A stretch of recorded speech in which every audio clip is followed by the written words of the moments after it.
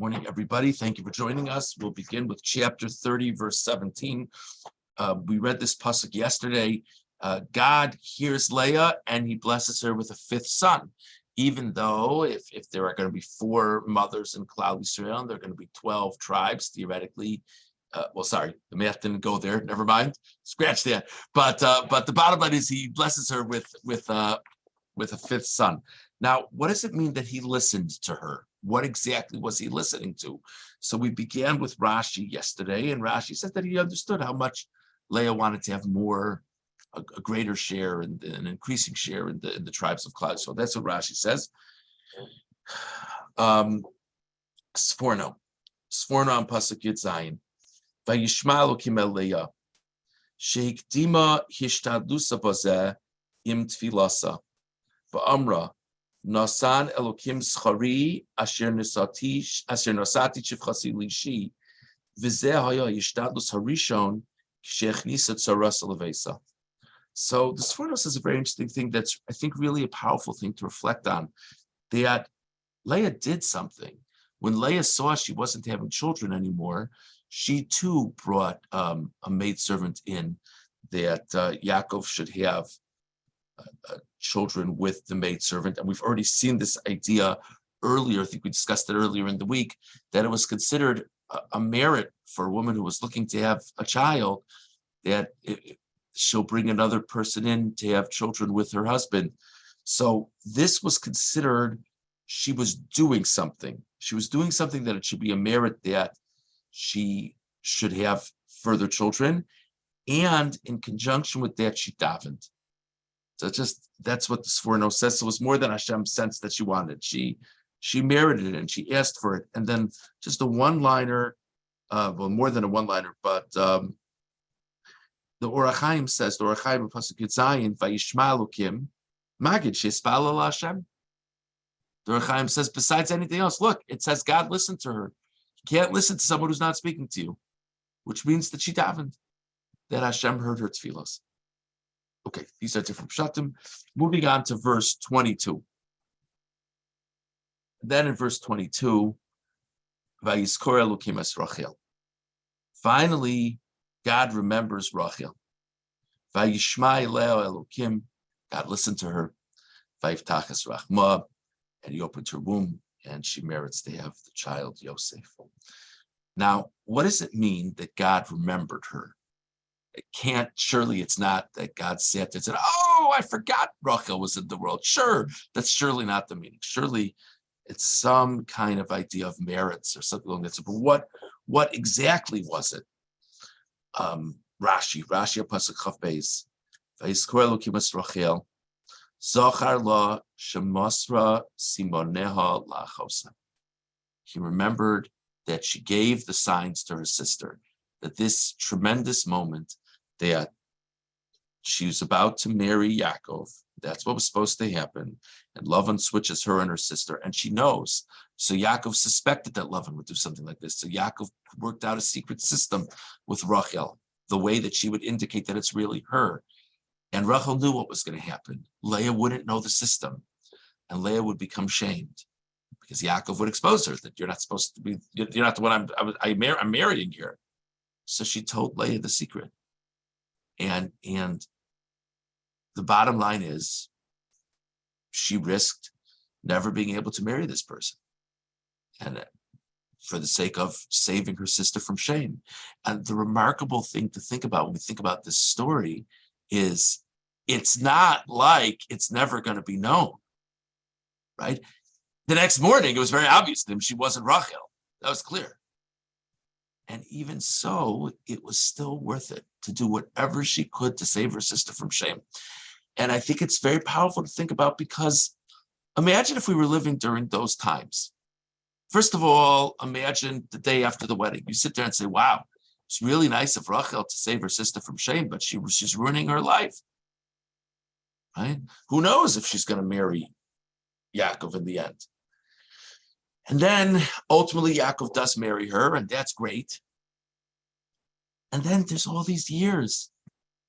There's all these years that she doesn't have children. And imagine just sitting there thinking to yourself, wow, so let me get this straight. God has this plan that all these tribes are going to come from Yaakov. What would have happened if Rachel would not have passed the signs to Leah? Wouldn't it be that she would have these children?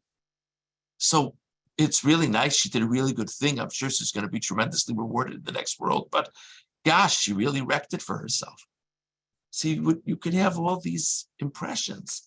And so we say now, Rashi says we say now in the Torah that Hashem remembered her. And obviously that doesn't mean Hashem had forgotten, but now was the moment that she be rewarded for a tremendous self-sacrifice. Further in Rashi, he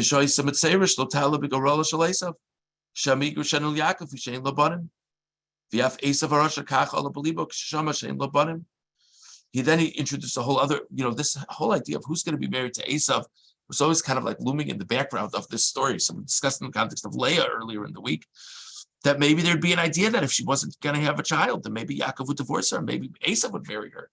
So that's something that she agonized over. Okay, but that's Rashi Pshat. Hashem remembers her self-sacrifice and her worry. Let's go to the Sforno. Sforno Pasuk Chav Beis. Vayizkor Elokim es Rachel. Sheishtadlu laholid b'chnisa tzarasa levesa ubinyan hadudoyim. Rachel did two things. Rachel, first of all, brought a maidservant into her home, as we said. And we were speaking a little bit yesterday about the mandrakes. The mandrakes were the dudoyim were considered a way to increase fertility. So she asked Leah if she could have the mandrakes, which meant she kept on trying. God is rewarding her for keeping on trying, for trying to come up with different methods, which is an amazing thing to think about. If we talk so much about, is it effort or is it faith in God? Like which one? And the truth is, if a person goes to effort with the attitude that maybe this will be my merit for God to help me, then it could be that through a person's efforts, a person merits divine assistance. So we're saying God remembered her efforts. So Rashi says God remembered her mitzvah. Sforno says God remembered her efforts. Vayishma elei Elokim. That she davened. Hashem heard her that she davened. But the Sforno says, if you say, and this is such a powerful thing to think about, Sforno says, if you say that the answer was that she davened, you're not getting the full story. She davened and she put forth effort to have a child. It's both. Okay. Moving on to verse 36.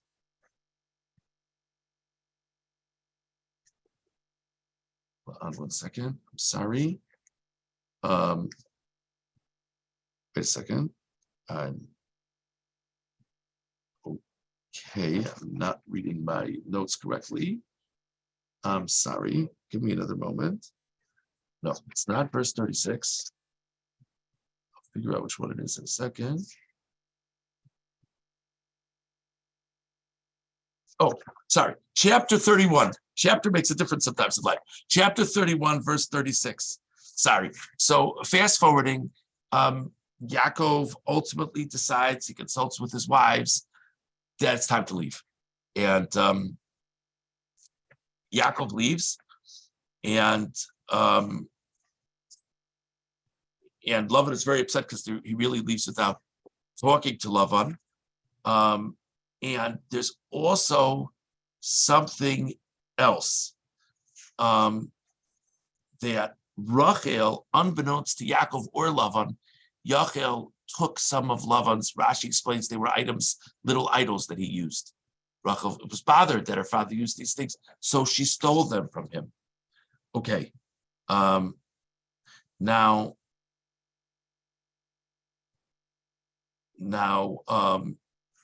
if we first go to verse 30, so chapter 31, verse 30, when Lavan ultimately catches up to Yaakov, Lavan's very upset.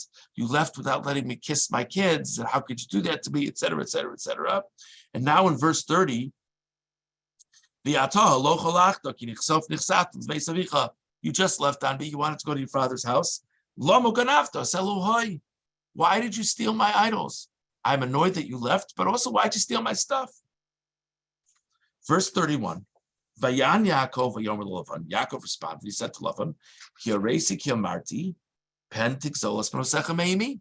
You know why I didn't tell you I was leaving? Because I was worried you would take my wives and stop them from going with me. Now, verse 32, regarding your issue that I stole your items, come on.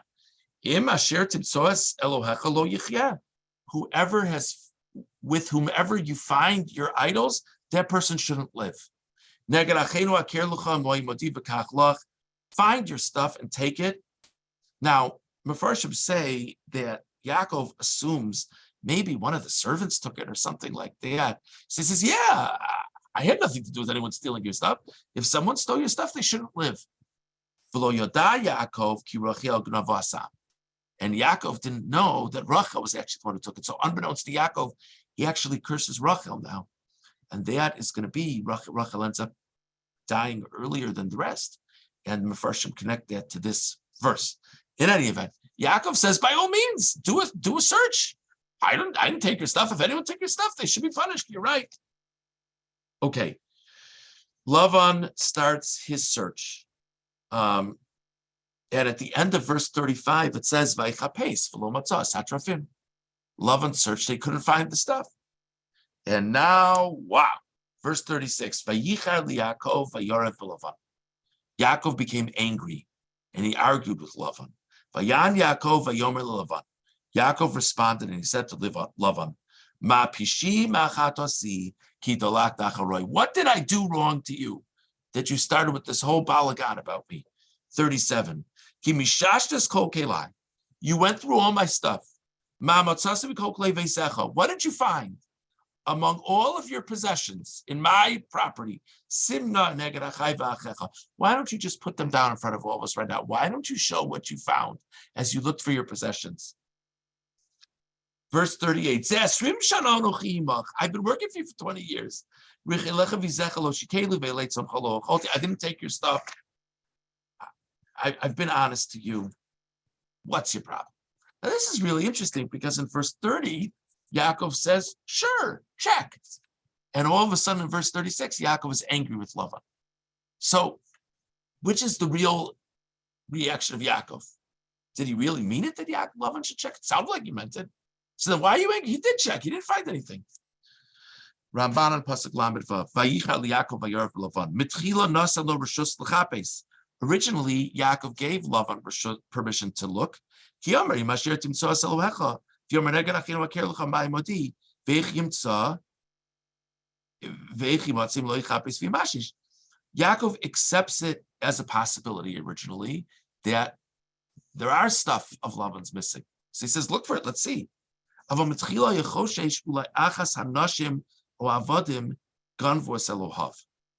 was worried maybe one of the wives or one of the servants stole the idols. Now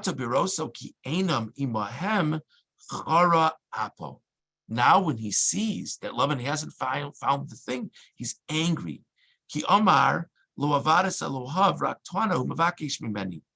Yaakov says to himself, you know what?